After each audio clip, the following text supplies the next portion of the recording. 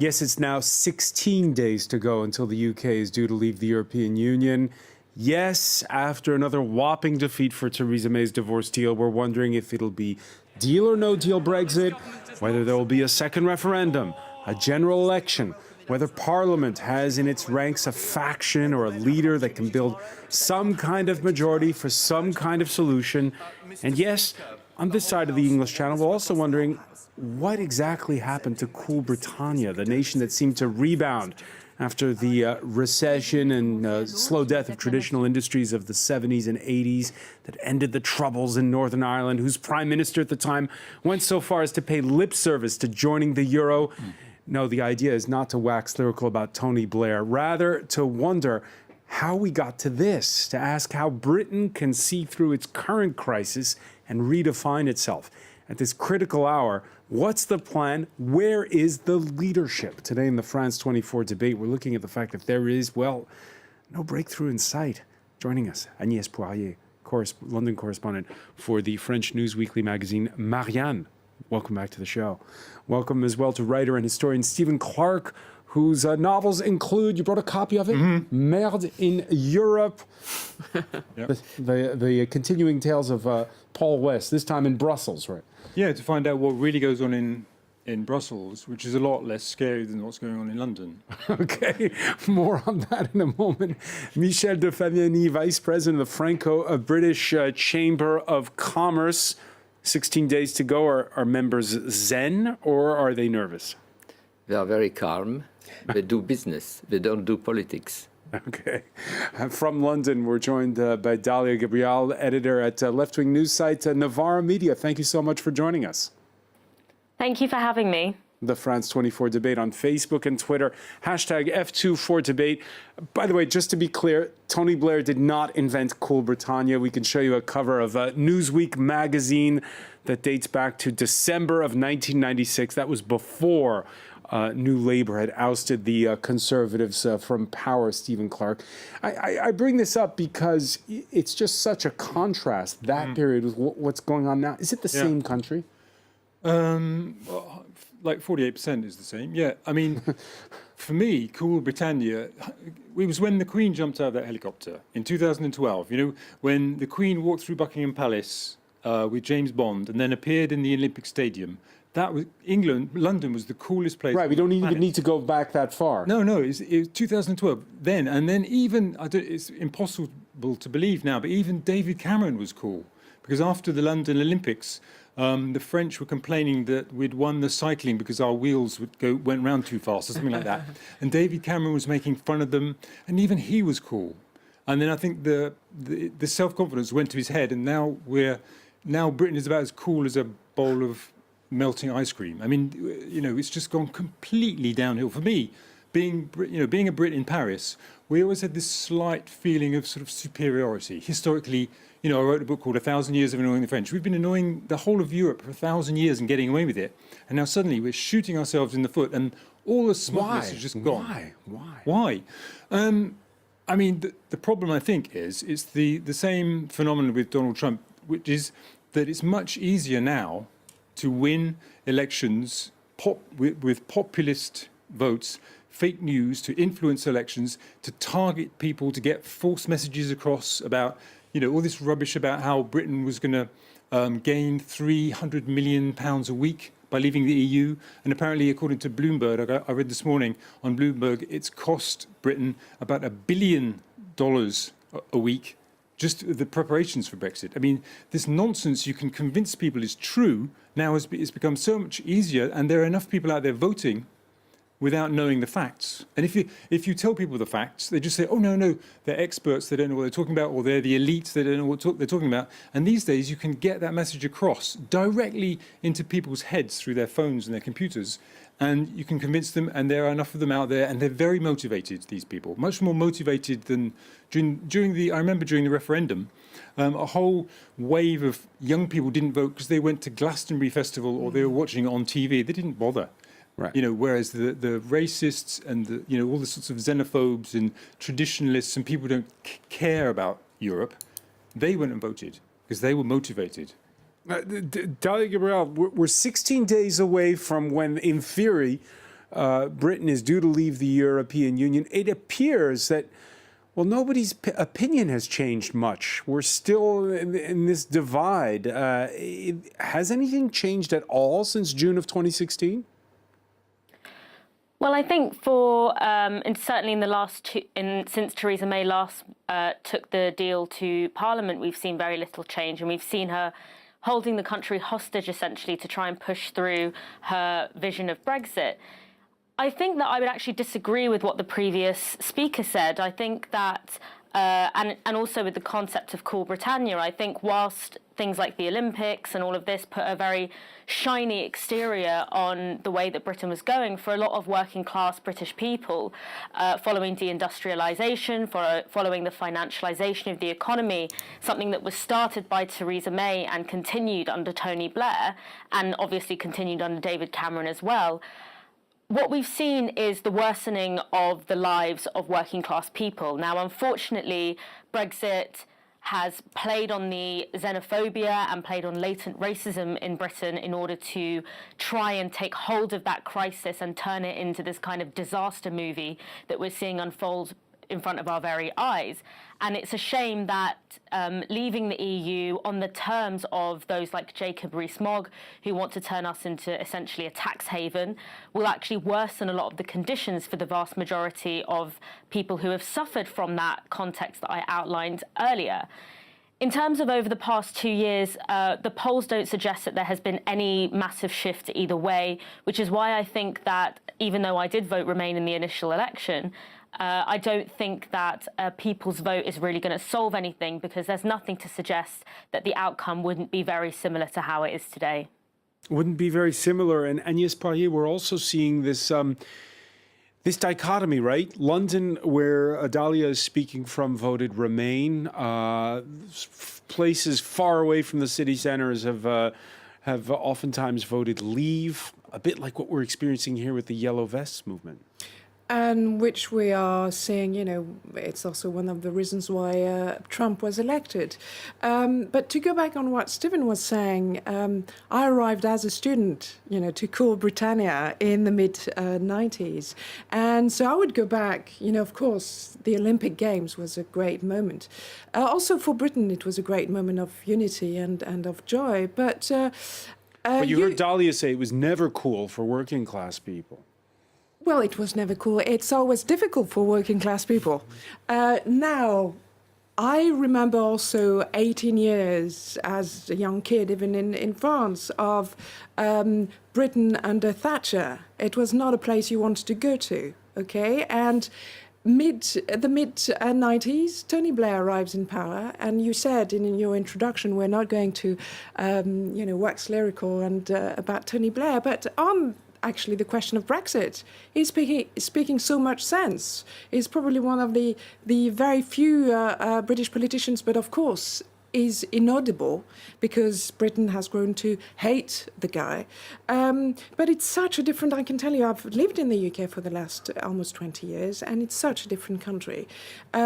It was, Tony Blair years were about hope, were about a lot of good measures economically for the working class. Not enough, probably, but it was going in the right direction. And then David Cameron wasn't so cool, but he was young. He was young, and there was this new society, and perhaps he was the acceptable face of a new conservatism. When I say he was cool, he came across well in media. Completely. And the whole concept of Cool Britannia obviously is not covering the whole country. I mean, as Anya says, working in a factory has never been much fun. But it's true, in the north of England, my family came from the north of England, from Yorkshire. My dad used to work in a valley that was full of mines and power stations. In the 80s, they were demolished. They were piles of bricks. But in the 90s, they were starting to get replaced by service industries. And there was this whole, even if you don't like service industries, okay, if the left, Jeremy Corbyn, there was a renewal. They don't like service industries, but they were giving people jobs, and people had money, they had more hope. And Britain was just a country where, even if you don't like the financial sector, money and investment were flowing in. And some of it doesn't trickle down, but some of it was spreading out and attracting all the young Europeans. And those young Europeans today are living London. Yeah. And London is such a different town from what it was 20 years ago. And it was attracting factories as well. I mean, the north of England now, up in the north, they have car factories, which they're going to lose now. Right. It was attracting industry as well. So the working class were getting new jobs in industry, which they're now going to lose because of Brexit. It's ridiculous. 1997, the election of Tony Blair is significant because it's when the UK stopped once and for all, Michel de Fabiani, being a land of immigrants. There's now net immigration. If we look at this chart, goes all the way back to the mid 19th century, and you can see it's now a land of immigrants. And well, immigration. The current prime minister is a former Home Secretary. That's been one of the key themes in this whole Brexit debate. Well, I want to come back to the economic situation of the UK because you had a country which was bankrupt in the 70s, which tried to survive with Thatcher, but which was then in difficulty, I would say, socially. So you had economic bankruptcy, I would say social bankruptcy in a way. And then Blair came with hope and real measures, as you said, effective measures, and the UK has become, whether we like it or not politically, it's a different matter. The UK opinion is one thing, but the reality is that the UK is one of the most important countries in the world, amongst the, if you accept China, US, etc. But in Europe, you have UK, Germany, France, who are the three big countries. And UK is a very prosperous country. The question of whether the prosperity goes to everybody is not a UK-specific question. It is a generic question. You mentioned France. You can mention every country in Europe has the same problem. But the UK is a success in economic terms, whether you like it or not. And for students, the business schools, the universities are full of international students, not just But now European. you have Dali Gabriel warning us that with Brexit, that could all change. The UK's selling point could then become that it could just become, a tax haven? Well, I think I want to kind of go back on some of the things that have been said. I think we're talking about the Tony Blair years being those of hope, and this idea of it, what I would argue is actually a very surface level of looking at the well-being of a country. Yes, we did it's much worse now under the Conservatives' austerity programmes, but Tony Blair and New Labour in general did not do enough to restructure the economy away from Thatcher's model of financialisation, of neoliberalism, which did not serve the majority of the country. And as well, we mustn't forget that while, of course, the Conservative Party has a much harsher line on immigration, the foundation for that was laid by New Labour, by Tony Blair's government. Detention centres and indefinite detention was introduced by Tony Blair. The scaremongering around asylum seekers and so-called illegal immigrants, this was all perpetuated under Tony Blair as well. So in many ways, New Labour and all of these things that for a lot of us sitting in studios in London and Paris might have visually looked like a good time, was actually for the majority, for the heartlands of the country, and even for immigrants as well, was not actually moving. So while we were sold a dream under Cool Britannia, etc., I don't think that dream came true, as it were. And in terms of Britain doing well economically, Britain is the fifth largest economy in the world, and yet single parents are having to work around the clock to work terrible jobs that do not have adequate work protections, in order to just fund, for example, childcare. All of these social services that have been denigrated and have been slowly starved, starting from Margaret Thatcher, is meaning that even though we're being told our GDP is this, or we're this largest economy in the world, this all feels very abstract to you if you're sitting in Birmingham or in Newcastle and you can't make ends meet. So I would argue that this idea of kind of looking at a time when things maybe felt more hopeful doesn't give us a real analysis of what's happening beneath that hope and beneath that Brexit's going to make it all much worse. Working people are going to lose their jobs. To get back to Brexit, I completely Brexit is agree, just going but what to I would finish all our say hope. is that we have to look at the the underlying circumstances of how we got here. And I don't think that the way that we should approach that is to become nostalgic for the period that created those underlying conditions. And one thing that I would say is that this isn't just happening in Britain. Yes, we're looking, it's easy to look at what's happening in Britain and think, wow, things are just going so terribly and it's just the fault of British people who don't know what they're doing. But this is happening everywhere. We have the election of Donald Trump. We have the far right gaining huge amounts of power across Europe.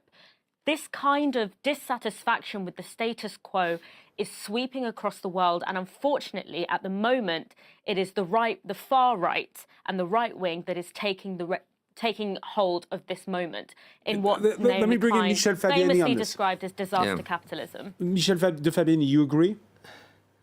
Well, first thing I want to say is the political dimension is one thing, the economy, the working condition is another thing. And they cannot be mixed permanently. Otherwise, you make large principles.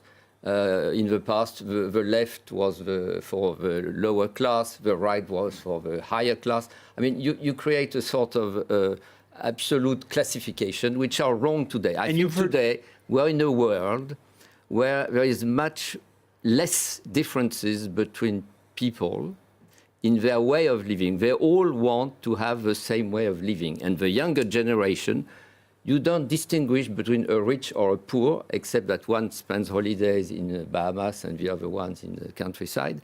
But their behaviors and their mentality is very similar due to social networks. Obviously, there is an impact of social networks on everything.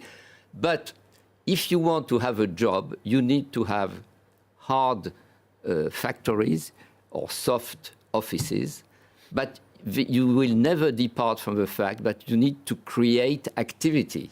Activity is not created by principles or by political people. It is created by measures, social measures, economic measures, tax measures, technical measures, digital legislation, whatever. This will continue. If this stopped, we would be in a disastrous situation. And do you agree with both Dalia and Stephen that it could get a lot worse after Brexit? Well, you can see it black or white. You can. Personally, I'm not in politics, so people vote, that's their problem, their decision. They have the vote in their hands. They do what they want with it. We are here as business people. We are here to make business continue, whatever the context. I can tell you one thing. If Brexit happens, very likely, one way or another, the problem will be for the UK to remain economically. So political Brexit is one thing. On the other hand, economic remain is the main thing. All right, we're going to pick up on that point when we come back. Stay with us. You're watching the France 24 debate.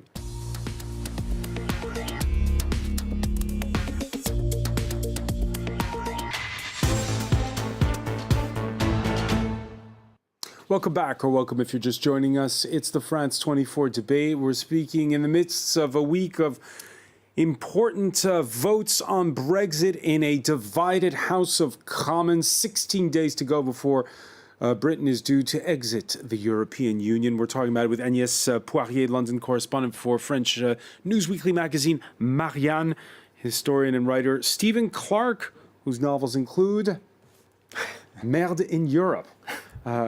Which in Merde in Europe, you wrote that in 2016. Just before the referendum, because I thought it was important to try and tell people what really happens in Brussels, because we were getting so much fake news about what Brussels was doing. You know, British people imagined that, you know, people wanted to make the kilt illegal, and they, you know, seriously, those kind of stories were going into the British press. And so I wrote this novel to find out what was really being done in Brussels. And there's a lot of, I mean, it's true. There's lots of overpaid people there doing not very much except drink, cocktails. But there are people doing things like clean up our beaches, give people good working conditions. And I don't think the Brits really understand what Europe's been doing. Britain is about to find out what Europe was doing in the past and is not going to do any more. That's a scary thing. Michel de Fabiani is with us as well, Vice President of the Franco-British Chamber of Commerce, which has how many members here? 700 companies. 700 companies. Most British-linked companies. And we're also pleased to welcome back Dalia Gabriel, editor at left-wing news site Novara Media.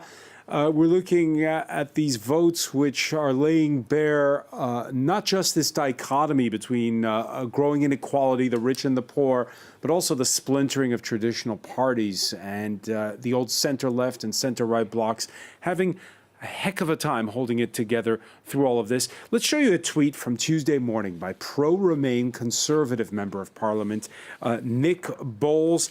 Nick Bowles, who wrote, as Brexiteers tuck into their porridge this morning, they have a very difficult decision to make. I hope they won't mind some frank advice from one who is a colleague to all and a friend to some. Do yourself a favor. Take the win. Vote for the deal. Of course, we know what happened next. It was a 149-vote defeat for Theresa May, whose own Attorney General, Geoffrey Cox, wrong-footed the Prime Minister by reportedly waiting until minutes before that morning cabinet meeting to reveal his skeptical legal advice on her amended divorce deal.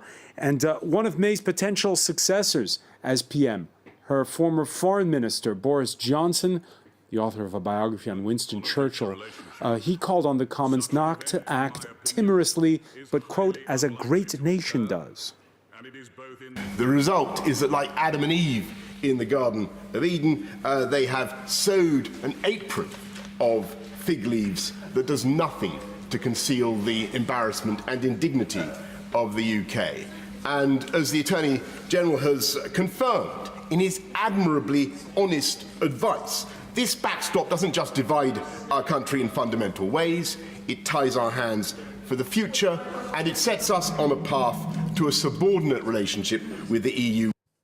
Agnès Poirier, Boris Johnson, who talks a lot about, well, making Britain great again, about being a great nation. It's always about the stature of Britain when you hear Boris Johnson speak. Yes, and I don't know if you noticed the images. He was almost alone in an empty Commons. So it's not really a good sign if he is to be the future leader that nobody turns up.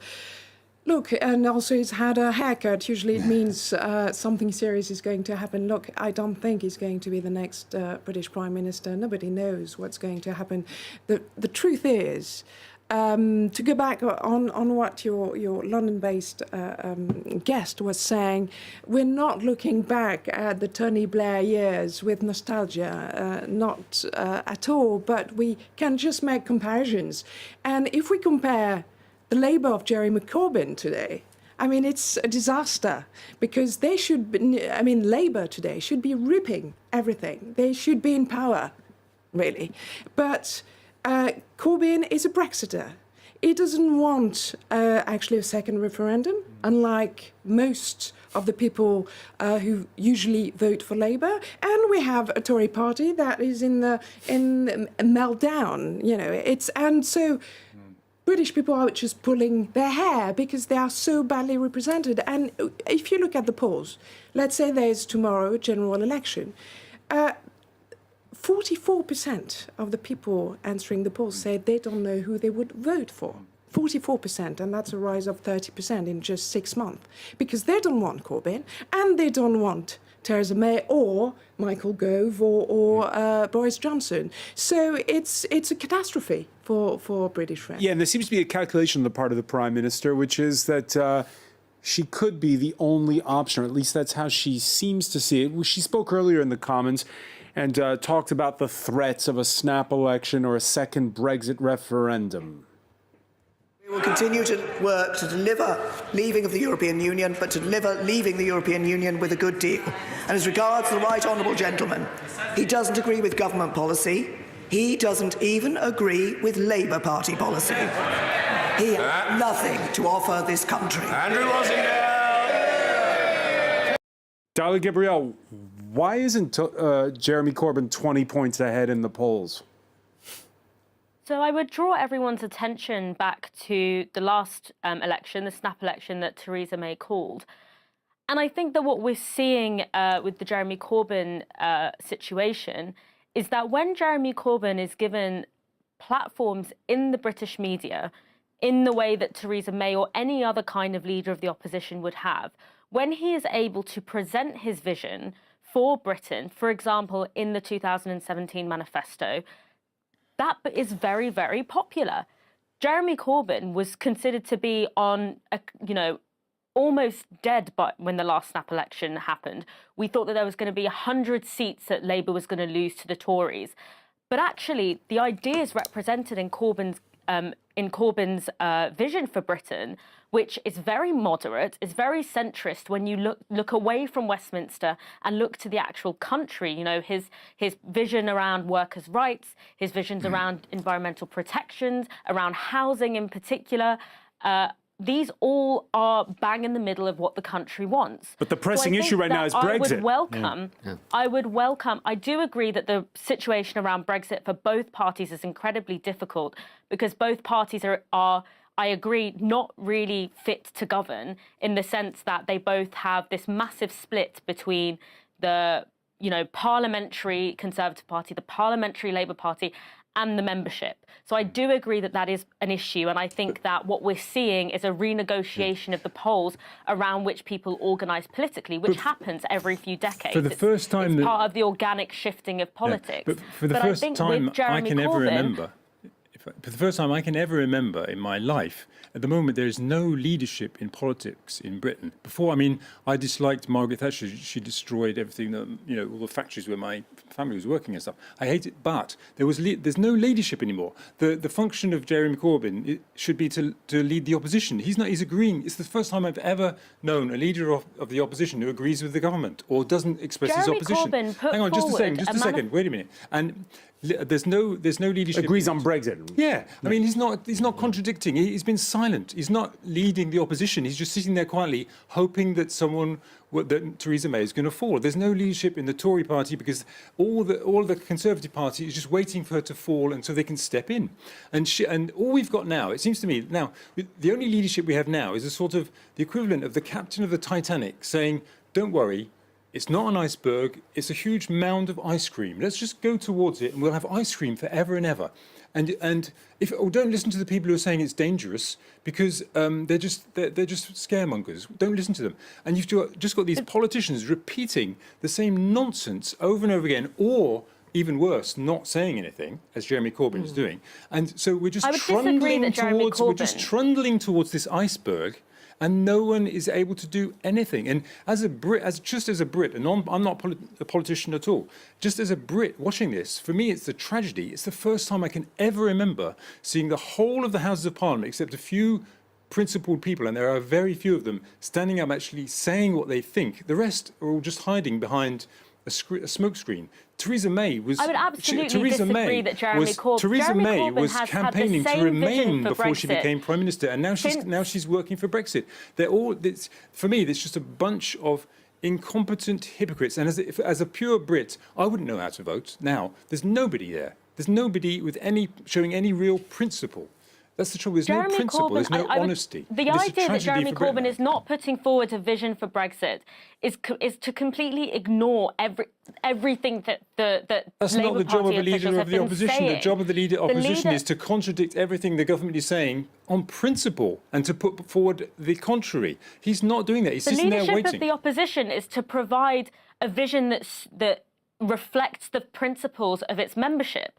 And that could viably unite the party. But no one knows what their principles are on Brexit. One of the reasons why, they do. The reason we don't know what their principles are on Brexit is because we're constantly talking about, for example, a few weeks ago, we were spending days and days on end talking about a book that was released on Jeremy Corbyn that accused him of lying about shaving his beard when he was in Jamaica. Do you remember when we?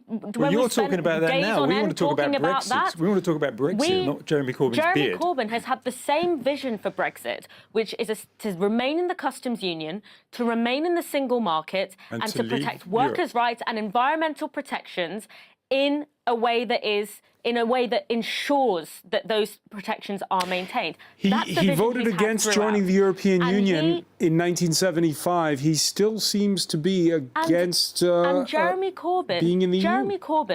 Jeremy Corbyn, like a lot of people in Britain, has a critique of the EU.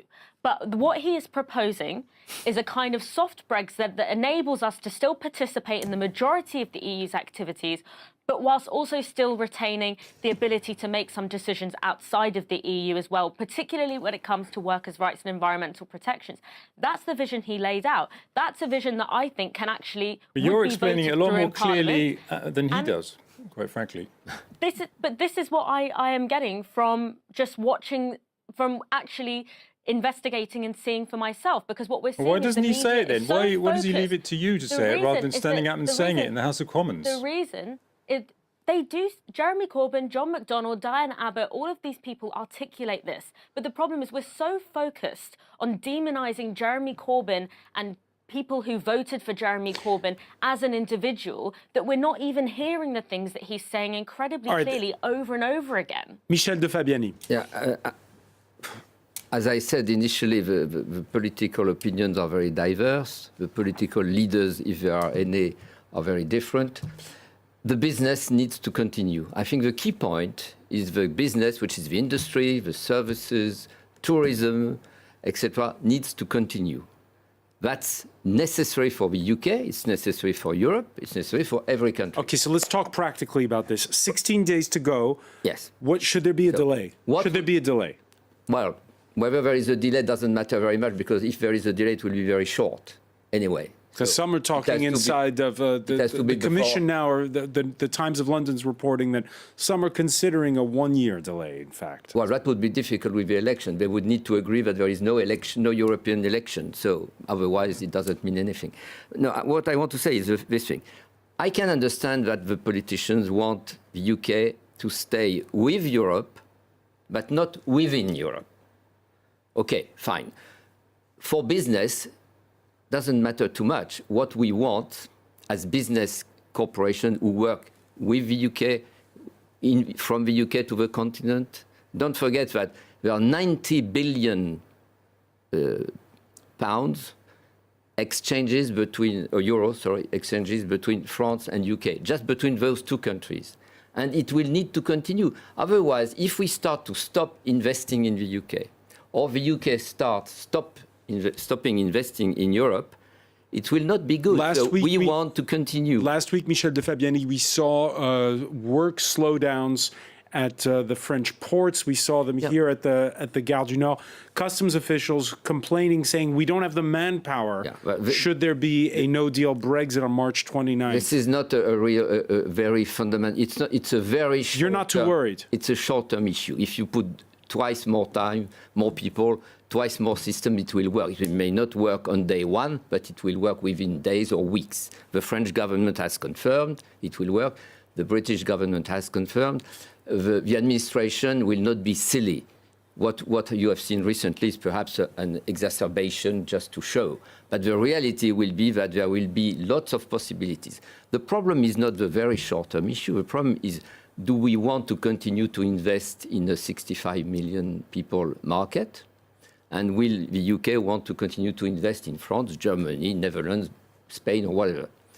Or do we prefer to go outside Europe, look at China, India, Nigeria, Kenya, whatever? Or do we want to continue to work together within or not the EU political circle? And what do your members think? How are they planning? What are they preparing? Some have already announced that if it is too difficult, they will look at investment elsewhere. It's obvious. We always, as a company, we always look at the investment where it is worth making it. And if it's less interesting in the UK next year, people will reconsider.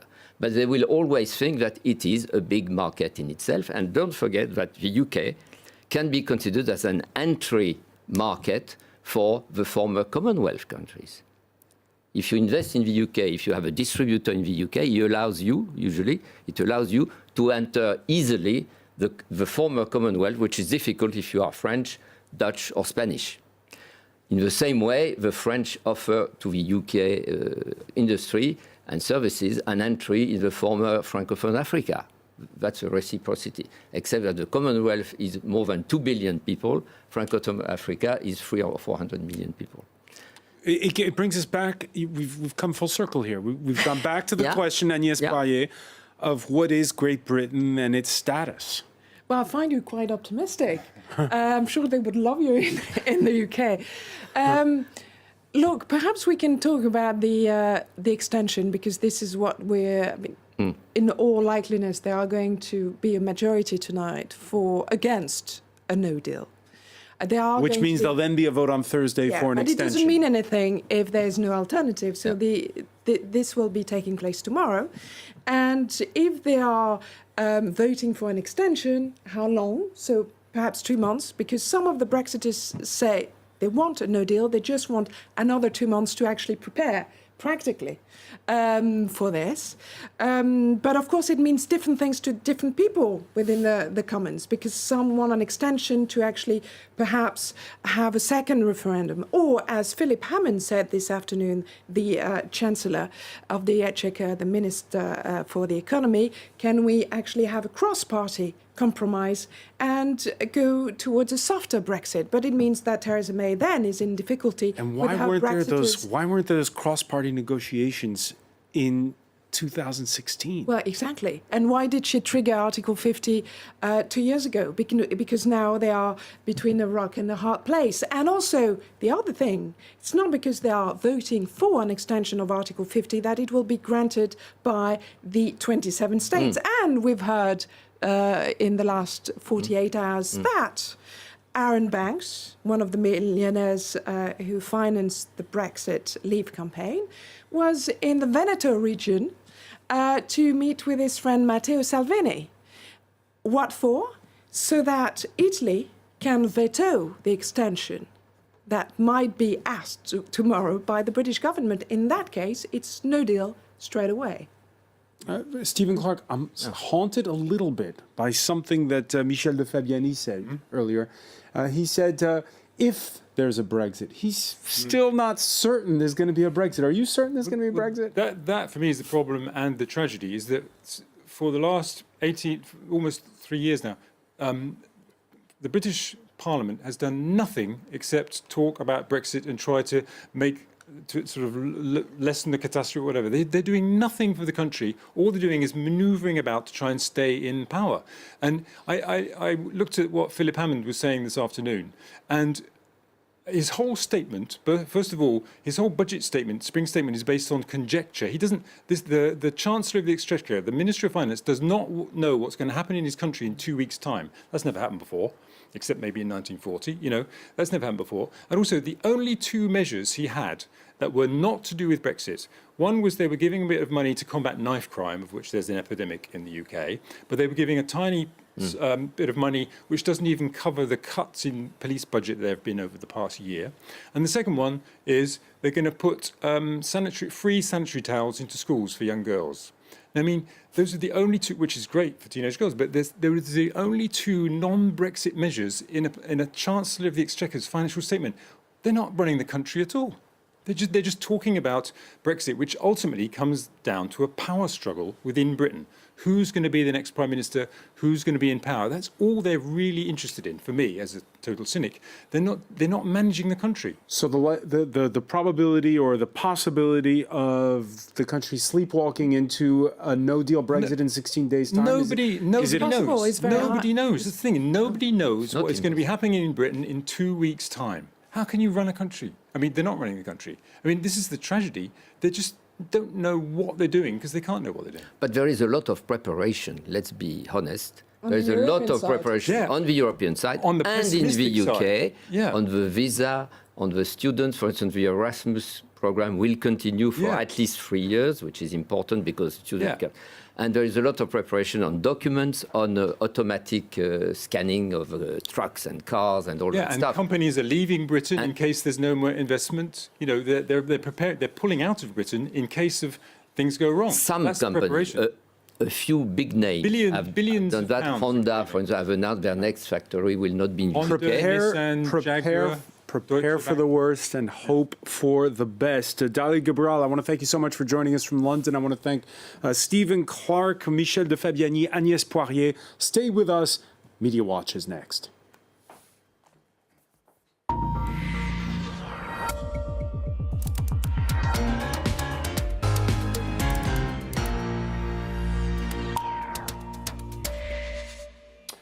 And we say hello to James Creedon. Hi, Francois. Boy, those front pages of the British papers were I suppose brutal. they had a fair amount of, material to work with. With or without Brexit, we'll always have the tabloids. That's right. At least there's British humour to kind of temper it all. The Times, driven to despair, and there's Theresa May being driven somewhere. So, and